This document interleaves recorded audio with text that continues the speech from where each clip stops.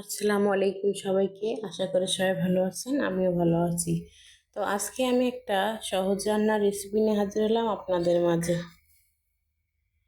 তো এই তো লাউ শাক নিয়েছিলাম, একদম কুচি এরকম আগার পাতাগুলি আর ডাঁটা সহ সুক ই খুবই কুচি পাতাগুলি দেখাই দিলাম আপনাদের। এরকম পাতা নেবেন এই রান্নাটার জন্য।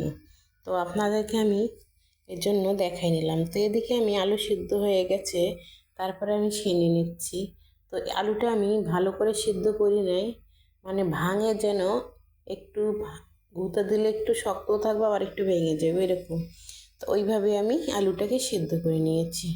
তারপরে আমি এদিকে কিছু মরিচ ভেজে নিয়েছিলাম, এখন ওগুলো আমি এখন ছেনে নিচ্ছি।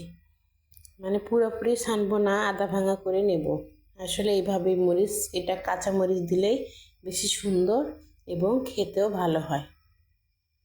তারপরে আমি এই তো সবগুলো বেটে নিয়ে আপনাদের দেখাই দিচ্ছি কিভাবে আমি রান্নাটা করতেছি। তারপরে দেখুন একটা কড়াইয়ে আমি এখানে কড়াইটা বসাই দেওয়ার পরে পেঁয়াজ দিয়ে দিলাম। পেঁয়াজ দেওয়ার পরে আমি এখন কিছুক্ষণ নাড়বো, নাড়ার পর তেল দিয়ে দিচ্ছি। তেল দেওয়ার পরে হচ্ছে যে বাকি মশলাগুলো আমি কিভাবে দিই আপনাদের দেখাই দেব। তো আপনাদের কাছে আজকে আমার একটা গল্প নিয়ে আসলাম, যে ভাই বোনের সম্পর্ক খুব ভালো সম্পর্ক। আসলে ভাই আর বোন খুবই ভালো থাকে যদি ভাই পণ না হয়ে যায়, আপন থাকে।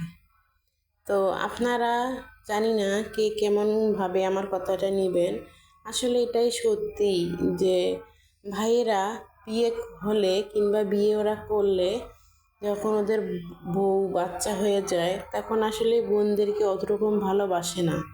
আমি অবশ্য আগে জানতাম না, সবাই আমাকে বলতো যে ভাইয়েরা পর হয়ে যায়, কিন্তু আমি বিশ্বাস করতাম না। কিন্তু আজকের ঘটনাতে আমার খুব কষ্ট পেয়েছি আমি, যে ভাইরা আসলেই মনে হয় পর হয়ে যায়, যে নিজের বোনকেও তারা চোখ রাঙাতে ভয় পায় না। যে মানুষটা আমার সাথে কথাই বলতো না, আর সেই মানুষটা চোখ রাঙিয়ে কথা বলে। কেন, কি অপরাধ আমার বলতে পারেন? বোনদের কি এরকমই কষ্ট পেতে হবে? তারা স্বামীর সংসারে গিয়ে কষ্ট করে সংসার চালায়, আর নিজের ভাই বোনদেরকে দেখলে মনে একটু সাহস পায় কিংবা মনে একটু শক্তি পায়। কিন্তু তারাই যদি এরকম করে বলুন, তাহলে আর কি করণীয়? তো জানি না কার কাছে কেমন লাগলো, কিন্তু আমি বলবো প্রত্যেকটা ভাইয়ের উদ্দেশ্য নিয়ে যে বোনদেরকে অবশ্যই ভালোবাসবেন। বোনদের মনে কখনো কষ্ট দিবেন না। তারা আপনার বাসায় সব সময় আসবে না এবং খেতেও আসবে না, জাস্ট কথা বলা, দেখা, এতটুকুই। আরও যদি সম্পর্কে আরও আপন বোন হয় কিংবা কষ্ট দুঃখিনী বোন হয়, তাদের ক্ষেত্রেই বলতেছি। তো জানি না কেমন কার কাছে লাগলো আমার কথাগুলি।